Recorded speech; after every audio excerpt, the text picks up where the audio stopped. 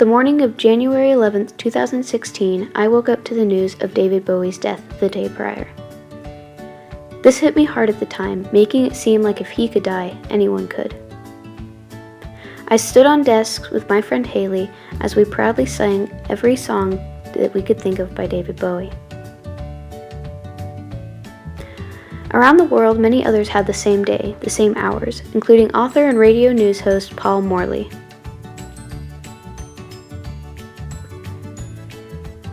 He woke up to a cell phone ring and a voicemail of some random news station informing him of Bowie's death and asking for an interview.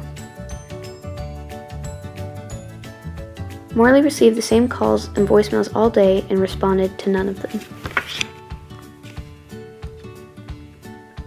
He knew he could not do what they wanted, summarized David Bowie in a 2-line, 30-second blurb.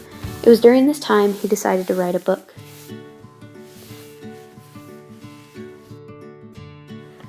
Morley wrote this book to those that knew David Bowie and cared about him, those that wanted to get to know him.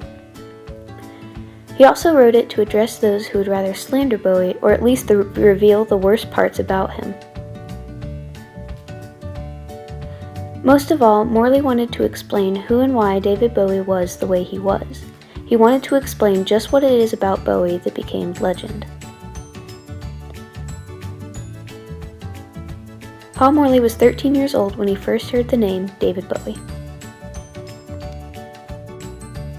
The purpose is to explain all the David Bowies in the world that have existed over time.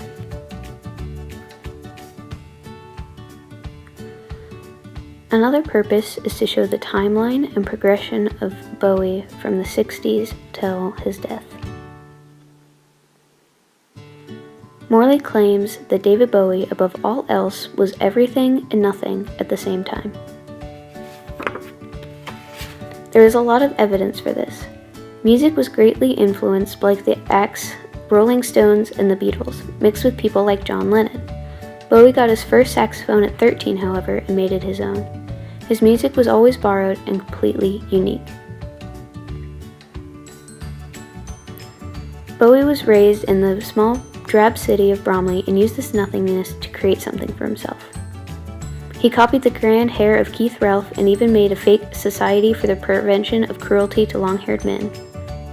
He even became a mime and briefly toured as a mime with other mimes.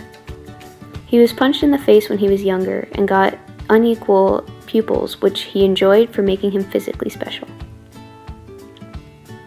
He looked up to many people, copied them, and remixed their styles. The book starts out with the author's own life experiences and thoughts in his first impression of Bowie. Next, the book starts explaining how Bowie came from a baby to the infamous man we know of today. The book also shows what the author is thinking and feeling about Bowie and his story. It proceeds to explain everything that made Bowie grow and change and how that affected him in the long run.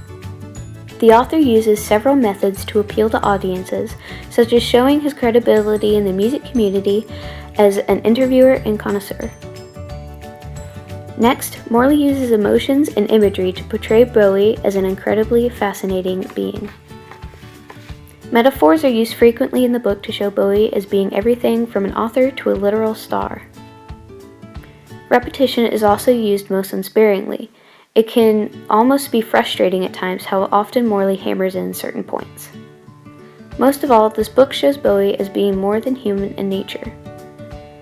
Overall, the author Morley explains both himself and David Bowie to an audience who might either love or hate both.